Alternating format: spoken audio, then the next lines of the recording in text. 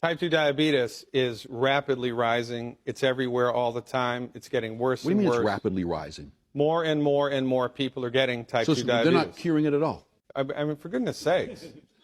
I mean, let's call a spade a spade. Okay. Arthritis, can't cure it. I mean, you want to have a eureka moment? Mm-hmm. Do a Wikipedia search. Just pick a disease. Do a Wikipedia search and look to see what the cause of the disease is. We don't know what the cause of the disease. Medical doctors don't know what causes anything. It's supposed to be genetic. Well, I don't think so, because didn't Darwin argue about the survival of the fittest and, you know, the selection, natural selection? So if all of these illnesses were in fact genetic, why aren't there less and less and not more and more? Because they're not genetic. It has nothing to do with it.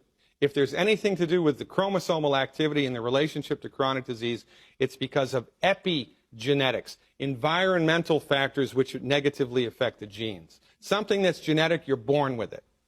So the pancreas is not producing enough insulin. Is that what's going on? Well, okay, so there's two types of diabetes. Type 1 diabetes, where your pancreas stops producing insulin. Okay. Then you need insulin to live. And type 2 diabetes, which you develop later on in life, where your body starts to get sluggish in its ability to metabolize sugar, right? Mm-hmm. Type 2 diabetes is rising rapidly. Now, interestingly enough, the medical doctors have no idea what causes it, and they have no idea how to cure it. They manage it with metformin and with insulin.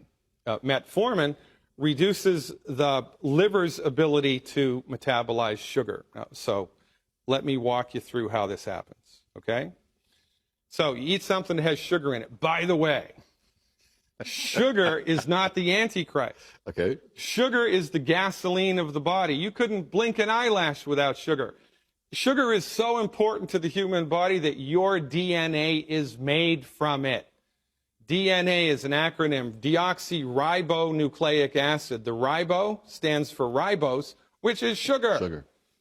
Your DNA is made from sugar. You couldn't blink an eyelash without it. The problem isn't sugar. It's how much are you eating and how efficient is your body at dealing with it. So, eat something that's got sugar in it. Your body produces insulin. Insulin floats through the blood, binds to the cell walls. How does it know how to do that? You would think that would be an interesting question to ask, but medical doctors don't ask that question. How does it know what to do? It's a biochemical. How does it know where to go and what to do? Well, I'll tell you how it knows where to go and what to do, because there's divine intelligence guiding it, period. So insulin floats through the blood, binds to a cell wall. There's a little receptor on the cell wall that's specific just for insulin. Insulin binds to that receptor, sends an electrical signal through the middle of the cell to open up a door on the other side of the cell to let the sugar in. It's like somebody showing up at your house, ringing the front doorbell, and the kitchen door opens up to let the groceries in, all right? That's how it should happen if you're healthy. Okay.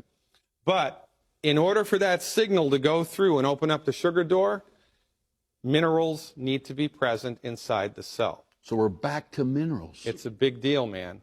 2 minerals specifically, vanadium and chromium, but there's about 25 other minerals that are at play also. So if this is how many minerals your body needs, but this is how many are in the body because they're not in the food like they used to be, then the insulin binds to the cell wall, tries to send a signal to open up the sugar door, but it gets interrupted. The sugar door stays closed. So what does the body do? It produces more insulin because the sugar is outside the cell, not inside the cell. The body knows that. How does it know that? Nobody knows how it knows that, but it knows that. So sugar is still in the cell. The body produces more insulin, more insulin, more insulin. It rings the bell. The door is closed. It rings the bell. The door is closed. More insulin, more insulin. Finally, there's so much flippin' insulin in the blood that it forces its way through the door. It slams through the door, breaks the door open. A little bit of sugar gets in the cell. Is that a good idea? It's a bad idea because you break the door when that happens. What happens when you break enough of those doors? Your fingers fall off, your toes fall off, your feet fall off. You get diabetic neuropathy, you get gangrene, all of which are associated from blood sugar issues, but not blood sugar issues, too much insulin. What does the MD deliver?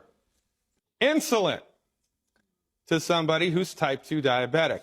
And their other strategy is to give a drug called metformin, which inhibits the liver's ability to produce sugar. Well, this is fascinating, right? Yeah, let's do that instead of just giving minerals, which, by the way, in 1957, it was proven by a medical doctor that vanadium and chromium specifically was related to type 2 diabetes. This guy named Mertz, Dr. Mertz, could turn type 2 diabetes on or off in laboratory mice by giving or withholding chromium. That was in 1957. Well, why haven't we heard about it? Why isn't it out there mainstream helping people? Because a medical doctor, the pharmaceutical industry, makes more money managing the disease than they do in curing it.